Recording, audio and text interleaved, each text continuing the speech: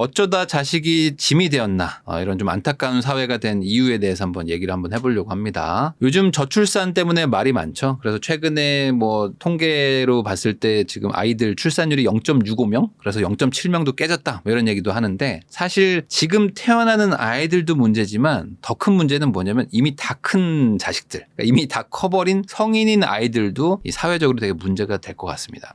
내 노후를 결정하는 자식 리스크 말 그대로 이 자식이라는 것 자체가 나에게 인생의 리스크가 되는 거죠. 부모에게 생활비를 지원받는다는 성인이 약 314만 명 정도 된다고 합니다. 그러니까 우리나라 인구가 5천만인데 5천만 중에 300만이면은 상당히 높은 거죠. 물론 이제 미성년자를 빼면 4천만 명입니다. 그럼 4,300만 명 중에 300만 명이니까 거의 한 7, 8% 정도 된다고 보시면 돼요. 물론 이 성인이지만 아직 대학교를 다니면 생활비 받을 수 있죠. 뭐 용돈 받고 이런 거 할 수 있지만 그럼에도 불구하고 어찌 보면 성인이라는 것 자체는 알아서 사는 게 디폴트인 건데 우리나라는 약간 성인이어도 부모가 계속 케어하는 문화가 있죠. 그런 사람들이 314만 명이다. 그런데 이렇게 약간 지원받는 거는 그나마 낫습니다. 아예 캥거루족이라고 해가지고 부모랑 같이 살면서 그러니까 3040이면 사실 진작에 독립을 해야 되는데 취업도 했다면 독립하고 뭐 살겠죠. 근데 아니다. 어떻게든 부모님한테 계속 살면서 부모님의 이제 주거비와 그다음에 이제 냉장고에 엄마가 사준 그 마트에서 사온 것들을 이제 당연히 먹으면서 엄마한테 특별하게 뭐 생활비나 뭐 이런 거 조금 용돈으로 조금 주는 걸 당연하게 생각하는 캥거루족 이제 3040입니다. 3040도 65만 명이나 된다고 합니다. 사실 그러면 3040이면 49살도 되는 거잖아요. 49살인데도 이제 부모님과 같이 사는 사람들도 많다는 거죠. 그래서 사람들한테 한번 설문조사를 해봤답니다. 도대체 부모님의 품을 떠나려면은 얼마 정도 벌어야 되나? 그러면 한 300만 원 정도 벌면은 떠나겠다는 사람들이 제일 많았어요. 한 45% 정도.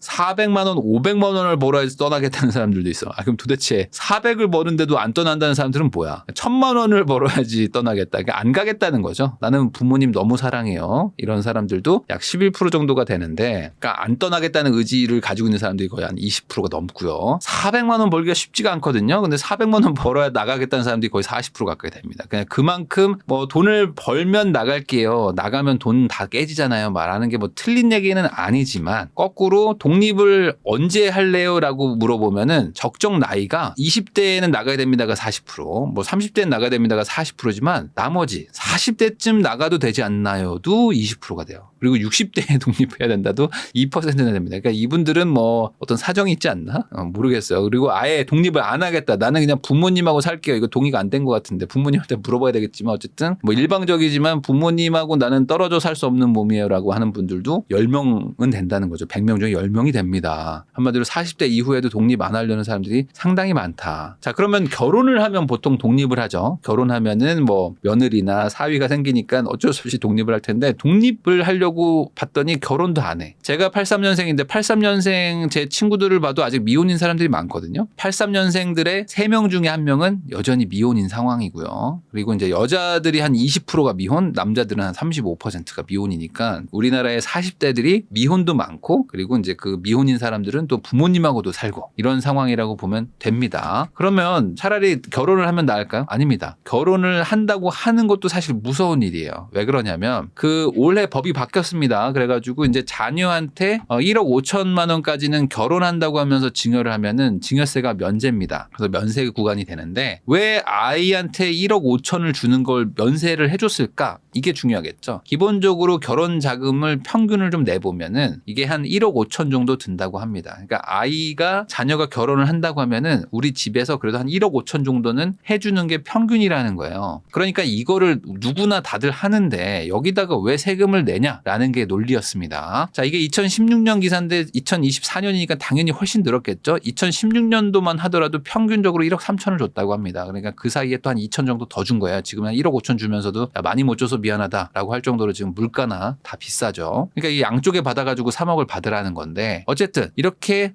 옛날부터 돈을 많이 지원을 해줬어요. 근데 여기 주는 돈이 어떤 돈이냐? 노후자금입니다. 우리 부부의 노후자금의 절반 정도를 떼가지고 자녀한테 줬어요. 그럼 자녀가 둘이면 거의 다 주는 거죠. 자, 그러면 결혼을 어떻게 시켰어요? 돈 줘가지고. 그러면 정말 끝났을까요? 그것도 아닙니다. 왜 그러냐? 그러니까 캥거루는 아닌데 사실상 들려가지고 어떤 걸 하죠? 우리는 약간 부모님들이 약간 내리사랑 그런 게 있어가지고 항상 뭐 자식 걱정하잖아요. 자식이 나이가 50인데도 차 조심하라고 하는 것처럼 신호등 잘 보고 건너라라고 하는 것처럼 이 자식 걱정이 정말 많은 게 약간 한국 사람들의 약간 정 같은 건데, 그러다 보니까 아이가 결혼을 하고 뭐 그래도 나는 상관없다. 내 능력이 닿는다면 내가 뭐 알바를 해서라도 우리 자식한테 어떻게든 지원을 하겠다라고 말하는 사람들이 60%나 됩니다. 그리고 능력과 상관없이 지원하지 않겠다. 벌써 약간 매몰차게 느껴지죠? 이런 사람들이 26% 정도 됩니다. 그러니까 당연히 성인이라면은 지원을 안 하는 게 디폴트여야 되는데 우리는 그렇지 않다는 거죠. 그러다 보니까 이 노후 파산을 겪게 되는 노인들이 많은데, 그 노후 파산의 3대 문제 중에 하나입니다. 뭐 3대 질병처럼 이 진짜 병에 걸리는 사람들이 파산하는 게 40%, 은퇴했다가 창업해가지고 망하는 게 한 40% 되고, 자녀 때문에 망하는 사람들도 한 20% 정도가 된다고 합니다. 그래서 연금을 뭐 담보로 뭐 대출을 해주는 경우도 있고, 집 담보로 대출해줬다가 집을 뭐 날리는 경우들도 있고 다양하죠. 그러니까 한마디로 이 노후 파산이라는 것 자체는 어찌 보면은 이 생명이 달린 문제일 수도 있는데 3대 문제 중에 하나가 자녀 문제다. 자, 그러면 이걸 어떻게 해야 될까? 성인이니까 지금이라도 다 끊으면 될까요? 근데 이 314만 명한테 한순간에 지원을 끊으면 그것도 또 문제가 되겠죠. 우리나라의 사회 문제는 사실 일본이 대부분 겪었고, 그러면 일본은 장기 저성장, 고령화 사회를 이미 다 겪은 나라기 때문에 일본의 사례를 보면 조금 이해하기가 쉬운데, 이 니트족이라고 있습니다. Not Education, Employment, Training. 그러니까 나는 훈련도 안 받고 일도 안 하고 교육도 안 받는, 말 그대로 아무것도 안 하는 그런 니트족들이 있는데, 이 일본의 니트족들 보면은 우리나라보다 훨씬 심각합니다. 일본은 35세에서 59세야. 그러니까 4060 정도 되겠죠? 일본은, 우리나라는 지금 3040 캥거루족을 얘기하고 있는데 일본은 이미 이걸 20년 전에 겪었기 때문에 3040이 아니야. 여기는 지금 3559입니다. 3559. 그래서 환갑 전까지 부모님과 같이 사는 아이들이 지금 아이라고 해야 돼? 이분들 어른이라고 해야 돼? 123만 명입니다. 그러니까 엄청나게 많은 거죠. 근데 이 123만 명, 우리나라보다 인구가 2배 정도 많으니까. 근데 이 니트족을 보면은 청년 니트족, 그러니까 우리나라 기준으로 3040 정도 되겠지. 3040은 줄어들고요. 중년 니트족, 5060이 늘어나고 있어요. 한마디로 지금 이 니트족들이 그대로 나이를 먹었다라고 보시면 됩니다. 그러니까 우리나라보다 더 심각한 거죠. 그래서 이 부모가 보통 80대 정도 되는데 80대 부모가 받는 연금이 있어요. 그래서 일본이 그래도 우리나라보다는 좀 연금 제도가 좀 잘 돼 있거든요. 그래서 연금을 조금 받습니다. 그러면 뭐 한 2, 300만 원씩 받으실 거 아니에요. 그러면 두 분이서 받으니까 뭐 한 4, 500 정도 받겠죠. 그걸 가지고 이제 50대 중년 자녀랑 같이 셋이서, 넷이서 사는 거예요. 그런데 살다 보면은 어떻게 됩니까? 부모님이 계속 이렇게 연로하시다 보면은 어느 순간 부모님이 돌아가시기도 한단 말이죠. 그래서 일본에서는 이런 거를 이제 거의 20년 전부터 패러사이트 싱글 이렇게 불렀대요. 그래서 이제 부모님한테 계속 옆에서 같이 사는 거예요. 성인이 돼가지고 경제적으로 독립을 못하는 것뿐만 아니라 부모랑 동거를 하면서 뭐 돈을 벌어가지고 자기의 어떤 기반을 닦는데 쓰면 모르겠는데 그것도 아니에요. 부모네 집에 살면서 식비도 같이 충당을 하고 주거비도 부모님한테 의지하고 생활비 자체를 부모한테 의존하는 성인들이 패러사이트 싱글인데 이런 사람들이 많다고 합니다. 그래서 이런 분들의 특징이 뭐냐면 경력이 당연히 없죠.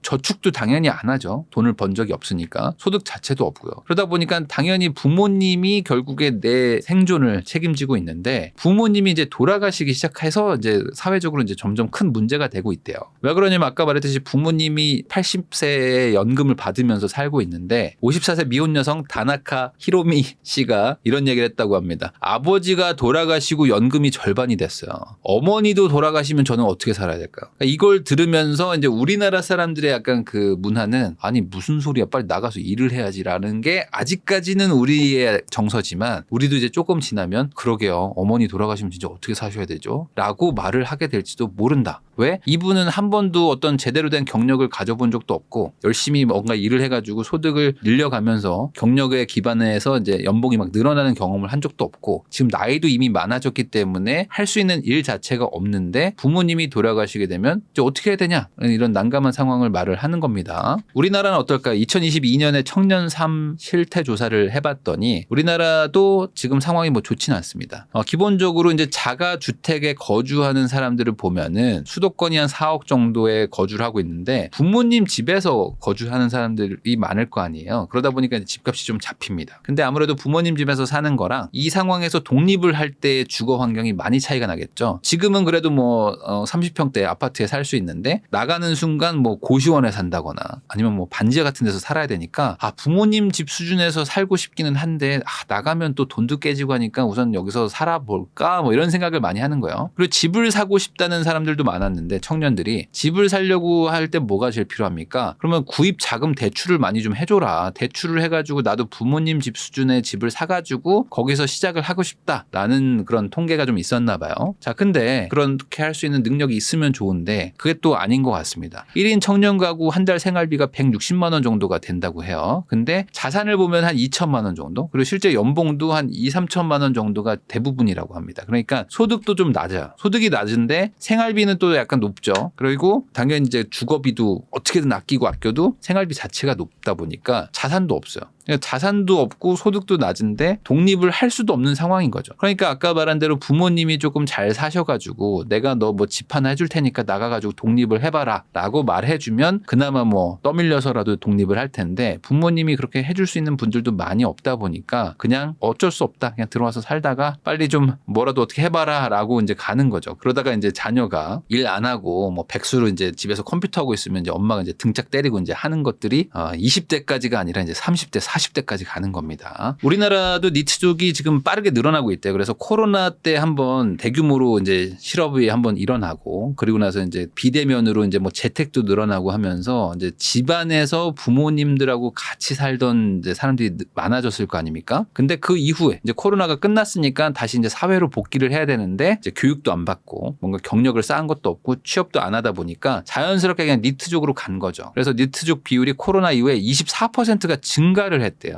자, 그리고 이제 또 이런 것도 있습니다. 그 니트족들 중에서 전문대 졸이 니트족에서 차지하는 비율이 63%라고 합니다. 그러니까 우리나라는 이제 대학을 많이 가는 나라인데 고졸보다는 그래도 뭐 전문대라도 나오자 뭐 이런 마인드가 아직도 많잖아요. 그래서 이제 전문대를 나왔는데 대학은 나왔는데 취업하려고 봤더니 자리가 또 마땅치 않은 거예요. 그랬더니 그냥 차라리 좀 알바나 할까 하다가 알바도 좀 힘들다. 그러면 차라리 집에서 좀 쉬다가 공무원 준비를 하든 무언가 해보자 하면서 자연스럽게 이렇게 니트족화가 되는 사람들도 많은 것 같습니다. 자, 그러면 이제 전문대졸이 니트족에서 60%를 차지한다고 하니까 차라리 고졸이 나은 거 아닌가? 고졸이 낫나? 라고 생각하실 수도 있는데 우리나라는 또 고졸을 또 이렇게 대우해주는 나라가 아니에요. 그러다 보니까 고졸보다 대졸의 어떤 그 임금 차이가 많이 납니다. 그래서 대졸보다 적게 벌죠. 뭐 이건 어쩔 수 없다고도 할 수도 있죠. 뭐 나름 이 대졸에 대해서 뭐 메리트가 있다고 보면 뭐 이거는 인정할 수 있는데 오히려 고졸들이 일하는 시간도 많아요. 그러니까 당연히 일하는 시간 대비 적게 버니까 시급도 낮고 자산도 적고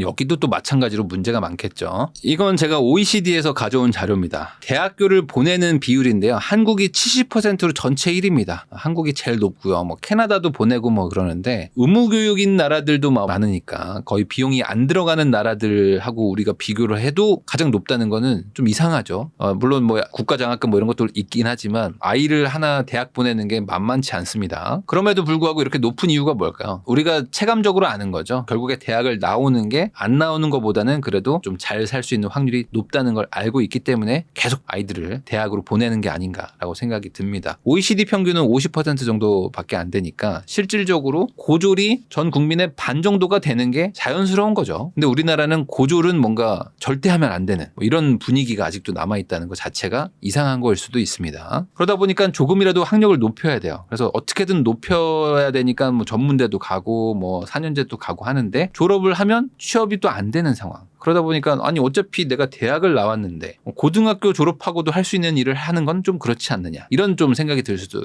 있고요. 그러다 보니까 대졸자로서 할 수 있는 일은 또 문이 좁고 그러니까 자연스럽게 또 이제 취업을 포기하게 되는 악순환이 일어납니다. 그러면 이대로 가면 어떻게 될까요? 우리도 이제는 30, 40 캥거루족이 아니라 이제 50, 60 캥거루족들이 이제 늘어나게 되겠죠. 결국에 이 사람들의 어떤 그 독립 의지를 만들어주지 않으면은 나중에 다 이 사회가 떠안아야 되는 어떤 큰 사회적 비용이 적용이 될 수가 있습니다. 그런데 국가가 바꾸면 좋겠죠. 국가가 바뀌어가지고 뭐 고졸도 뭐 우대하고 고졸들도 뭐 일을 해가지고 어느 정도 먹고 살 수 있을 만한 임금을 받을 수 있는 사회 분위기도 되고 더 이상 뭐 고졸이라고 해서 아무도 뭐라고 신경 쓰지 않는 그런 문화가 생기면 좋겠지만 현실적으로 우리나라 사람들이 더 잘 알죠. 그렇게 되기가 쉽지 않을 것이다. 한국은 그게 쉽지가 않다. 우리나라는 빡센 나라라는 걸 다들 알기 때문에 이런 상황이라면 도대체 개인들은 뭘 해야 되는가? 우리는 뭘 해야 될까요? 기본적으로 내가 중장년층 이미 돼 있는 부모라면은 더 늦기 전에 자녀를 어떻게든 경제적 독립을 반강제적으로라도 시키는 게 좋습니다. 이게 자녀를 위하는 거라고 생각하실 수도 있지만 내가 끼고 산다고 해가지고 답이 나오는 것도 아니고요. 내 집에 사는 것 때문에 얘가 주거비를 아끼니까 돈을 더 열심히 모으겠지가 아니잖아요. 얘가 그렇기 때문에 기댈 곳이 있기 때문에 더 일을 안 하고 어찌 보면은 더 그냥 가벼운 마음으로 일을 막 그만두기도 하는 거일 수도 있기 때문에 이 독립심을 키워주는 거에는 오히려 우리가 지금 이렇게 같이 끼고 사는 게 더 안 좋을 수도 있다는 거. 거기다가 자녀를 도와주는 게 내 노후 대비에 도움이 되는 것도 아닙니다. 결국에 자녀가 유의미하게 돈을 벌고 계속 경력을 쌓아가지고 꾸준히 임금이 상승할 수 있는 일을 하게 만들어줘야지만 나도 나만 챙기면 되는 건데 이대로 가다가는 우리 부부뿐만 아니라 자녀의 노후까지 책임을 져야 되는 한마디로 둘 다 망할 수 있는 케이스가 될 수도 있는 거죠. 그럼 내가 자녀라면 어떻게 될까요? 내가 어떻게든 경제적 자립을 하려고 하긴 해야 됩니다. 지금 뭐 국가가 도와주는 상황은 아니고 그리고 국가가 그렇게 크게 도와줄 수 있는 여건이 있는 경우도 아니죠. 그래서 부모한테 의지하면은 내 인생 자체가 이제 망가진다는 거. 아까 말한 그 일본의 케이스처럼 부모님도 언젠간 돌아가시고요. 그 돌아가셨을 때 나는 노인인데 특별한 경력도 없는 이런 사람이 될 수도 있는 거죠. 그런데 여러분들도 들어보셨겠지만 프리터족이라는 게 있습니다. 뭐냐면 이제 최소한으로 먹고 살 정도만 버는 것에 대해서 만족하면서 사는 청년 세대들을 말하는 건데 이것도 일본에서 온 거예요. 이게 프리 아르바이터 거거든요. 그러니까 자유롭게 그냥 알바를 하면서 최소한의 생활비를 벌어가지고 마음 편하게 산다 이런 건데 이 프리터족이 지금 우리나라도 많이 유행을 하고 있고 점점 늘어나고 있습니다. 회사를 때려치우고 편의점 알바를 왜 하냐고요? 라는 이제 기사인데 프리터족이 될 의향이 있는지 젊은이들한테 물어보면 절반 정도가 프리터족을 할 마음이 있대요. 그러니까 한마디로 지금 내가 열심히 살면서 뭔가 커리어를 쌓고 뭔가 좀 고통스러운 뭐 직장 내 뭐 그런 스트레스도 있겠지만 그런 걸 극복해 나가면서 경력을 쌓아가지고 어쨌든 중장기적인 어떤 인생의 설계를 하기보다는 나는 그냥 좀 편하게 좀 마음 편하게 뭐 알바를 조금 하면서 좀 돈 벌어가지고 한 6개월 모아가지고 잠깐 여행 다녀오고 또 돈이 없으면 없는 대로 또 살고 이런 생각으로 사는 게 더 멋진 삶이 아닐까라고 생각하는 사람들이 많답니다. 왜? 본인이 원하는 삶을 사는 거니까 거기다 스트레스를 줄여주니까 건강에 도움이 될 거다. 뭐 이런 식으로 생각하시는 분들이 있는데 만약에 젊은 분들이 이런 생각을 하고 있다면은 절대 지금 당장만 생각하면 안 된다라는 얘기를 꼭 하고 싶습니다. 이게 젊을 때는 사실 적은 돈으로 생활이 가능하거든요. 근데 이제 나이가 들어간다는 거. 이거는 피할 수가 없습니다. 그래서 이 젊을 때야 뭐 크게 병을 앓는 것도 없고 뭐 크게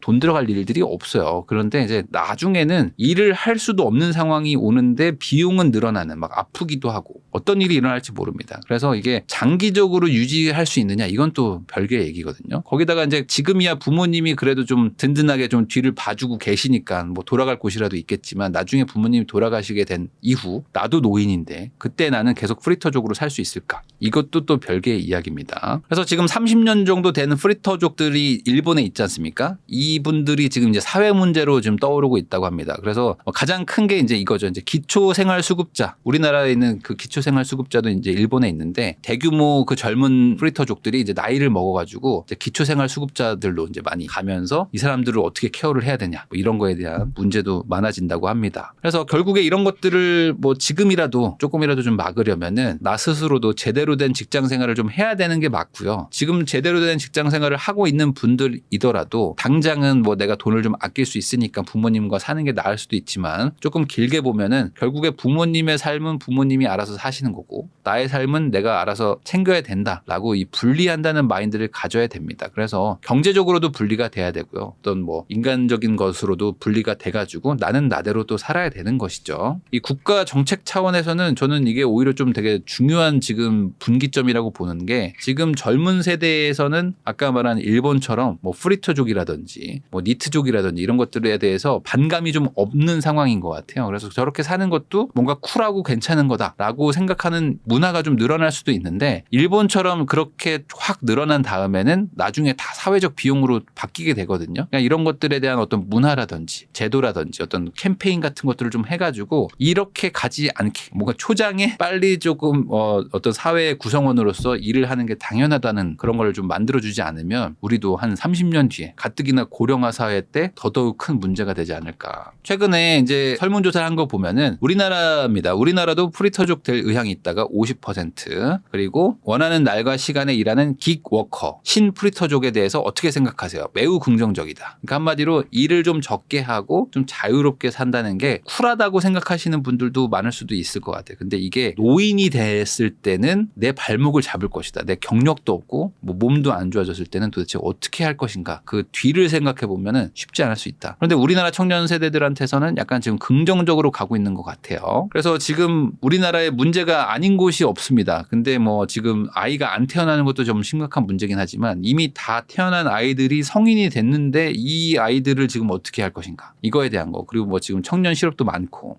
결국에 실업 문제는 뭐 양질의 일자리를 제공을 해가지고 문제를 해결한다라는 거는 원론적인 얘기인 거고 양질의 일자리를 제공을 못하는 상황에서 어떻게 이걸 해결할 것이냐. 이거는 이제 또 문제가 답이 안 나오는 거잖아요. 그래서 지금 다 자란 아이들 케어를 어떻게 할지 그리고 이 부모들은 또 부모들대로 경제적으로 계속 지금 이렇게 손해가 나고 있는 상황에서 언제까지 이걸 그냥 개개인들한테만 맡길 수 있는 것인지 이런 것들까지 한번 고민을 해보면 진짜 한국은 정말 답답한 상황이다. 정말 여러 가지 문제가 많다. 그리고 그것이 지금 뭐 하나 이렇게 잘 해결되지 않을 것 같다는 그 불안감이 점점 늘어나는 게 아닌가 싶습니다. 결국에 개인이 알아서 잘하는 수밖에 없는 그런 게 이 한국의 현실이지 않을까라고 정리할 수 있을 것 같습니다.